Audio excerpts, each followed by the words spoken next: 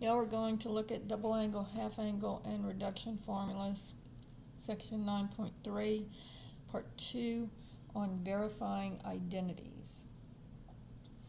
Now on these identities, you can either work with the left-hand side or the right-hand side, but you're trying to get one to equal the other. So problem number 1 says 1 plus the sine of 2 theta is equal to sine theta plus cosine theta squared. So in this one, what I'm going to do is I'm going to work with the right hand side and see if I can make it equal the left hand side. So this gives me sine of theta plus cosine of theta times sine of theta plus cosine of theta. And then foiling that out, sine of theta times sine of theta is sine squared theta. And then I have sine of theta times cosine of theta.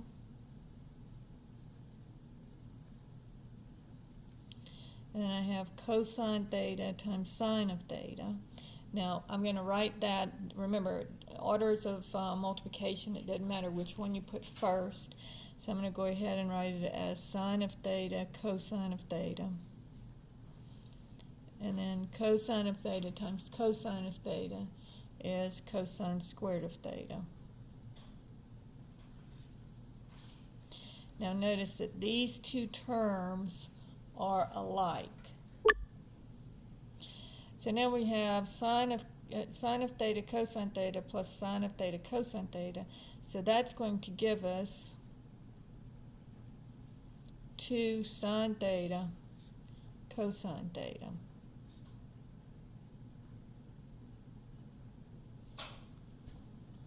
And if you recall, when we looked at our double angle formulas, 2 sine theta cosine theta is equal to sine of 2 theta.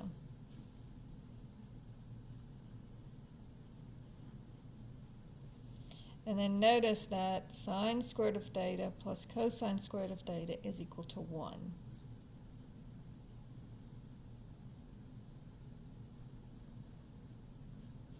So here I have verified my identity. Okay, now I'm going to work another one. Notice a lot of times it's easier to start with the other side of the equation instead of starting with the double angle formula itself. Sometimes it's easier to look at the other side of the equation. So let's look at cosine to the 4th of theta minus sine to the 4th of theta. And that's equal to cosine of 2 theta. Now again, on this one, I'm going to start with the left-hand side of the equation, because notice that this is a difference of 2 squares. So I'm going to factor this. Now the square root of cosine to the 4th of theta would be cosine squared theta. And the square root of sine to the 4th of theta would be sine squared theta. And that's going to be a difference of 2 squares, so plus on 1.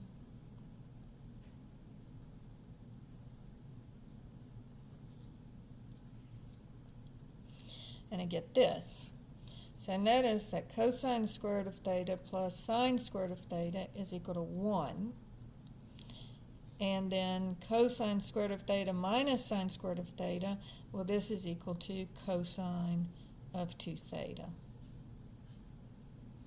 And so that gives me cosine of 2 theta times 1 is cosine of 2 theta. And so that's equal to what I was looking for in the first place. So my identity is verified. Okay, problem number 3 says, verify the identity that the tangent of 2 theta is equal to 2 over the cotangent of theta minus the tangent of theta. So I'm going to start again with the one that's not the double angle formula. I'm going to start with the other one. I think it's easiest to do that. So this is going to be the cotangent of theta, remember, is the reciprocal of the tangent of theta.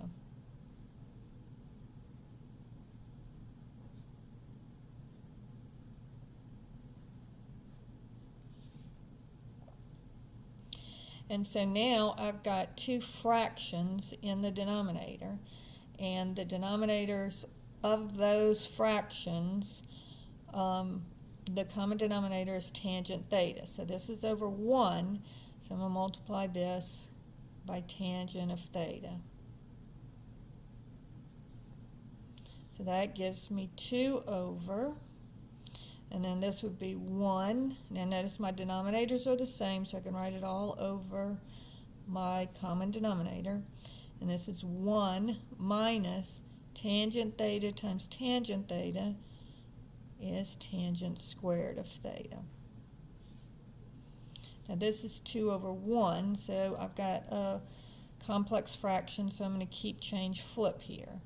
So this would be 2 over 1 times, so keep the first, change the division to multiplication, and then flip the denominator. So tangent of theta over 1 minus tangent squared of theta. And so notice that that is equal to 2 tangent theta over 1 minus tangent squared theta, and that is equal to tangent of 2 theta. So again, my identity is verified.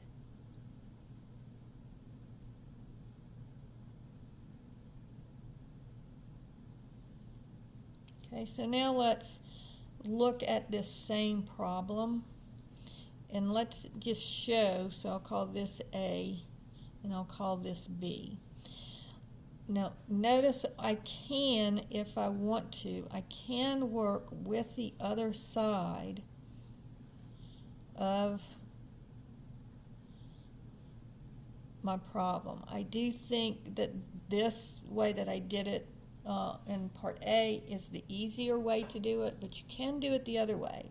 Same thing with these up here. If you can work with the sine of 2 theta and try and get this, and you can work with the cosine of 2 theta and try and get this. I just feel that it's easier the other way. Same thing with this one, but I want to show you that you can work with the tangent of 2 theta to try and get the right-hand side of the equation. All right, so the tangent of 2 theta is 2 times tangent theta over 1 minus tangent squared of theta. Now notice what you're trying to get. What you're trying to get is you're trying to get just the 2 in the numerator. So what I'm going to do is I am going to multiply, or excuse me, I will divide both the numerator and the denominator by the tangent of theta. Now when I do that up here, the tangent of theta is canceled, so my numerator just becomes 2. And then I'm going to split this fraction up into 2 fractions, so the tangent is divided both into the 1 and into the tangent squared. So this would be 1 over tangent theta minus tangent squared theta over tangent theta. Well, 1 over tangent theta is just cotangent of theta. And then notice that the tangent of theta and the tangent squared of theta, one of the tangent of thetas will cancel with the one in the denominator, and so I just get tangent of theta. And so here you can see that you have, again, verified the identity, but this time we use the double angle formula to verify the identity. So that's problem number 3. Both worked both ways. Problem number 4 is dealing with cosine of 2 theta. Now notice I do want to do one of these for you because we have to decide what I am going to, which of the 3 formulas for the cosine of theta that I'm going to use.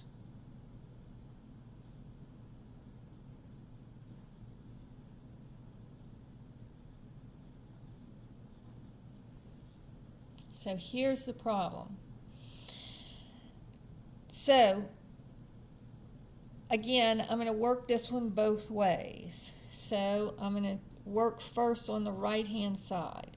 Now notice that I have a common factor. Cosine of theta can be factored out. So if I factor out cosine of theta, I'm left with cosine squared of theta minus sine squared of theta. So that is one of my formulas for the cosine of 2 theta. And again, remember, it doesn't matter what order you multiply in, so this is the same as cosine of 2 theta times the cosine of theta. So to me, that's again, the easiest way to work it is to not use the cosine of 2 theta, but to just try to find the cosine of 2 theta in the problem after you're working it.